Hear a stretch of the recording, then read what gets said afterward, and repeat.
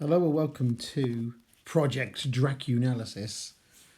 That's quite a grand name, but this is an intended series where I'm going to go through Dracula chapter by chapter and pick out some interesting bits and focus particularly on the theme of crossing boundaries, and there might be some other things that you're interested in as well, so hopefully this will work out. So this is a bit of a pilot. We'll see how it goes. If people like this, I'll make more of them. I'll see. Okay. So this is an edition I found online. So it's a really gripping cover, you've got to admit there, isn't it? So anyway, the American publication, some variations in spelling, but I couldn't one that wasn't an American PDF online. There you go, that's my exciting story for the day. Anyway, going through it, we'll get the pointer ready here and we'll have a look. So first line I want to talk about here, which is particularly good for crossing boundaries. This is all Jonathan Harker's journal, of course, and it's part of the epistolary format of the whole novel, which is a collection of letters and journals and other articles, which adds to the realism, particularly when you're talking about something that's supernatural and fantastical and unlikely. It helps to sell it a bit more, and in my mind I see it as very similar to the found footage horror genre in modern times, if you think Stoker's picked it for this reason, to lend it some credibility and create a sense of suspense as well, I think. Even though you could argue, well, everything's happened, so, someone's collected all these documents together, but I think it still adds to that suspense. Anyway, we'll focus on the first bit I want to talk about here. And this is good for crossing boundaries because we have this line, which is: the impression I had was that we were leaving the west and entering the east, the most western of splendid bridges over the Danube, which is here of noble width and depth, took us among the traditions of Turkish rule. I think the bit that's of particular interest for crossing boundaries is, of course, leaving the west and entering the east. And that's one of the themes of the novel, the contrast between Western Europe and Eastern Europe, and particularly what at the time of writing would be the ultra-civilized, ultra-modern, most powerful country of all, which would be Victorian England. And Jonathan Harker, there's a bit of a culture shock as he's going further east. There's a sense that he's going back in time almost to a more medieval era, effectively. And tellingly down here, you can see there's also a bit of criticism of here. There are no maps of this country as yet to compare with our own Ordnance Survey maps. So he's obviously very proud of there. There's a bit of patriotism coming through already. And moving on, we have this metaphor here where we have every known superstition in the world is gathered into the horseshoe of the Carpathians, as if it were the centre of some sort of imaginative whirlpool. If so, my stay may be very interesting. So a bit of dramatic irony there and foreshadowing, and actually litotes, because it turns out to be litotes at this stage. Turns out to be an understatement. It certainly is very interesting. More than interesting. Then we have the next bit here where I did not sleep well, though my bed was comfortable enough, for I had all sorts of queer dreams. There was a dog howling all night under my window, which may have had something to do with it. Possible inference of it could be Dracula himself in his wolf form. It could be one of the brides of Dracula. But whatever it is, Stoker is establishing that something very strange is happening. And at the bottom, I'd highlighted about Harker's judgments about the local women. The women looked pretty except when you got near them, but they were very clumsy about the waist. And that says a bit of context about Victorian attitudes to female appearance, and of course it is heavily corseted. Maybe it was with the fashion. I say heavily, I don't know if that was the right word. Very tightly corseted women is what he's thinking of. So again, highlighting cultural differences, and I think again there's a medieval feel, and I haven't highlighted it, but in the description of the dress of the Slovaks there, as is referred to, a very medieval feel. So the description of the women and also of the men as well, there's a medieval feel to it. So this reinforces the sense of he's going back in time to a land of superstition. Then we have, again I've highlighted here, Golden Crone Hotel. Count Dracula directed me to go to the Golden Crone Hotel, or Golden Krone Hotel. Of course, coincidentally or not, probably coincidentally, a crone, crone, is another name for, or a synonym for, a witch. It can be a coin, so there's polysemic meaning there for that. So that actually adds to the suspense as well, that something disturbing is going to happen. And then onto the next page, we've got about the superstitions here. So the 4th of May, I found that my landlord had got a letter from the Count directing him to secure the best place on the coach for me, but on making inquiries as to details, he seemed somewhat reticent and pretended that he could understand my German. This could not be true, because up to then he had understood it perfectly. At least he answered my questions exactly as if he did.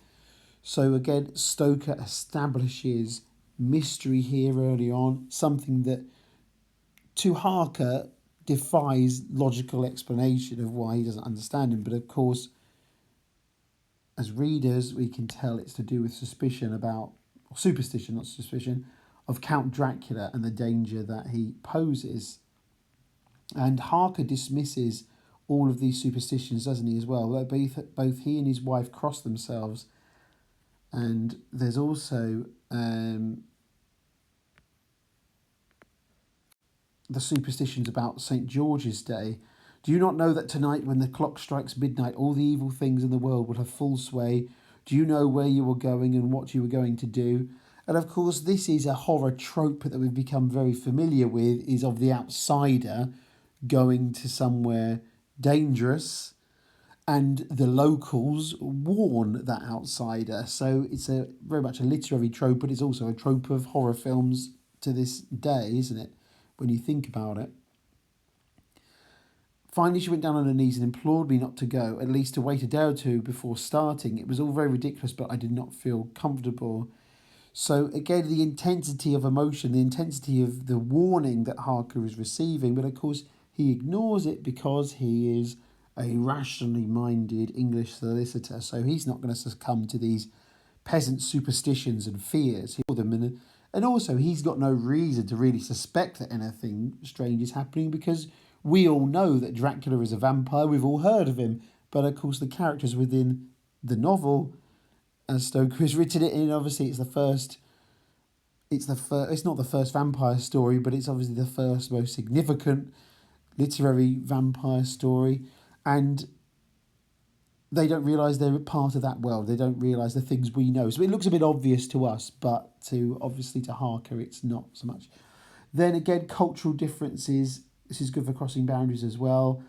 She dried her eyes and, taking a crucifix from her neck, offered it to me. I did not know what to do, for as an English churchman, I have been taught to regard such things in some measure idolatrous, and it seems so ungracious to refuse an old lady meaning so well and in such a state of mind. So again, he's Victorian English, rational Anglican church background. He regards these little, he regards them in a critical way, these tokens of prayer. He sees them as idolatrous, so like false idols, effectively. So, but again, the locals actually know what he needs, and of course, his rational English solicitor mind thinks that I'm going to treat this with suspicion, but of course it's actually what he needs really to survive, and later these objects do help him later on. Then he talks about his journey, and I've highlighted this bit here. They're evidently talking of me, for every now and then they looked at me, and some of the people who were sitting on the bench outside the door, which they called by a name meaning word bearer, came and listened and then looked at me, most of them pityingly. I could hear a lot of words often repeated, queer words, for there were many nationalities in the crowd, so I quietly got my polyglot dictionary from my bag and looked them out. I must say they were not cheering to me, for amongst them were Ordog, Satan, Pokol, Hel, Stregoika, Witch, Vrolok, and Vrolok, I can't even pronounce that one, Vokoslak, both of which mean the same thing, one being Slovak and the other Serbian for superstitions. Again, Stoker is building suspense, he's building a sense of fear, And you've got Lexis. It's foreign Lexis in this case, but we get translations of all of these words, which have all got connotations of the occult, supernatural, of hell, and it's all dangerous and threatening, isn't it? That is either werewolf or vampire. And an ironic memorandum to himself, I must ask the Count about. And yeah, werewolf or vampire, that's important on that page. And then there's a metaphor there. Forest lay a green sloping land full of forests and woods, with here and there steep hills crowned with clumps of trees or with farmhouses. So I just don't know why I highlighted that as a little mouse. Just liked the nice sense of beauty of the landscape before Harker is exposed to danger. There's a reference to God's seat as well. Look, Istensek, God's seat, and he crossed himself reverently. So Harker doesn't follow the local superstitions. He doesn't believe in the local superstitions, but the locals know of the danger that Harker is reaching himself, or reaching towards, I should say. Then even the cart here sounds slightly sinister. Its description, snake-like vertebra, calculated to suit the equalities of the road. So the peasant's cart, even that has, in some ways, sinister connotations because of being snake as an adjective. And we also have, so the danger continues on the journey. The fear and worry of the passengers, the excitement of the passengers grew greater and swayed like a boat tossed on a stormy sea. There's the simile there for you. The sign of the cross and the guard against the evil eye. So again, a reference to local superstitions that the locals from Dracula. And actually, it's one of the reasons why Dracula wants to get away from the area, is because the locals are quite wise to him and can block his vampiric shenanigans. That's a nice way of describing it. And then, obviously, Harker will transfer from one coach to another one, and this is what happens here, isn't it? So whilst he was speaking, the horses began to neigh and snort and plunge wildly so that the driver had to hold them up. Then amongst a chorus of screams of the peasants and a universal crossing of themselves, a caliche with 4 horses drove up behind us, overtook us, and drew up beside the coach. I could see from the flash of our lamps as the rays fell on them that the horses were coal black and splendid animals. So these horses, this is Dracula's coach, even the horses are spooky, but yeah, coal black. So they look kind of sinister and unusual. They were driven by a tall man with a long brown beard and a great black hat which seemed to hide his face from us. I could only see the gleam of a pair of very bright eyes which seemed red in the lamplight. This is Dracula in disguise. Dracula believes in kind of micromanager. He's very much a micromanager. No one will work for him, really, will they? That's the thing. So he's also the coach driver here, but obviously we don't know this, obviously, but you can deduce that there's something unusual about him, and he fits the descriptions later on about the red eyes in the night. Then, you are early tonight, my friend, the man stammered and replied. The English hare was in a hurry, to which the stranger replied, this is why I suppose you wished him to go on to Bukovina. You cannot deceive me, my friend. I know too much, and my horses are swift. So supernatural knowledge there, isn't there? There's a bit of, how did he know? It's because it's Dracula, and he's got some idea. Maybe he was spying in bat form or wolf form, or maybe he just heard it in the air through the creatures of the night. Who knows? But it doesn't matter. It just adds to the mystery and the suspense.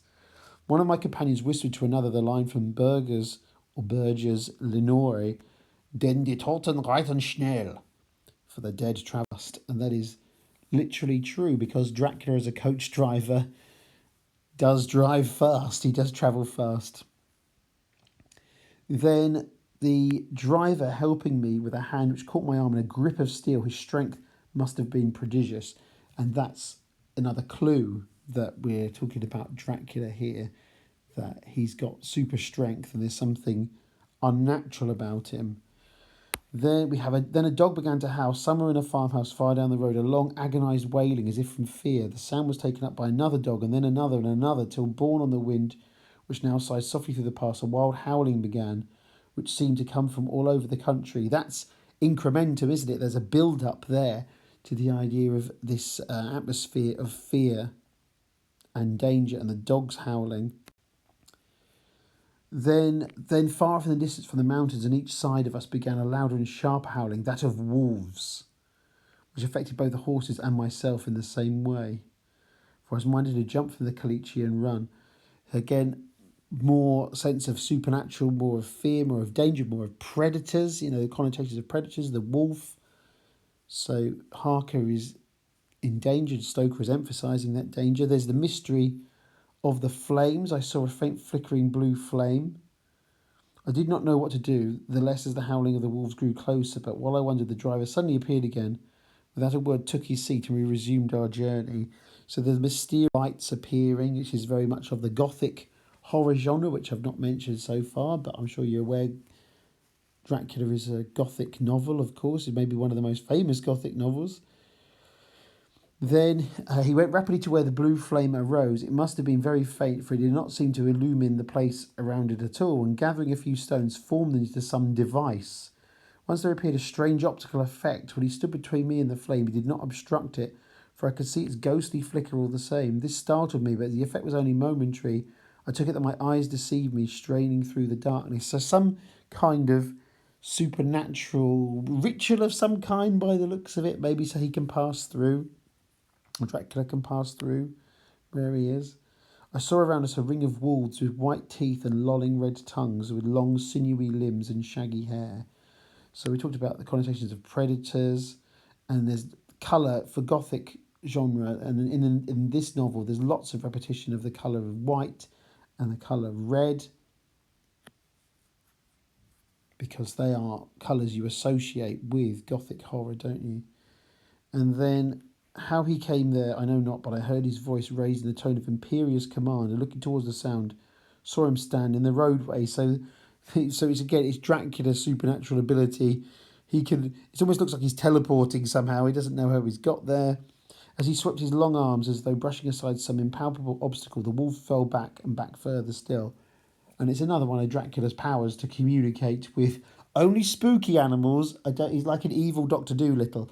I don't think he can talk to all animals, but spooky ones, yes, I think he's absolutely fine. Then we have the last part. We kept on ascending with occasional periods of quick descent, but in the main always ascending. Suddenly I became conscious of the fact that the driver was in the act of pulling up the horses in the courtyard of a vast ruined castle, from whose tall black windows came no ray of light, and whose broken battlements showed a jagged line against the moonlit sky. So Gothic genre, ruined castle, very much part of that as well. That medieval kind of lexis of courtyard, castle, ruined as well, battlements. So again, that contributes to the idea again of Harker has now reached the end of his journey and he's gone back. He's like, he hasn't actually, but it's like he's gone back in time to this medieval, dangerous world, and there's been inexplicable events which just don't make sense to his English solicitor rational mind, and the advice and superstitions of the locals are behind him, and he's on his own now, and he's in danger. And again, it's night as well. Tall black windows came no ray of light as well, so deliberately creating a very sinister feel. So I'm going to stop there with this, and if this proves popular enough, I will make some more, and I will try and make more than one a week if I can, because it'll take ages otherwise. But yeah, like and subscribe, and let me know if you want to hear more of these, and I'll keep doing them. So thank you for listening, and stay safe.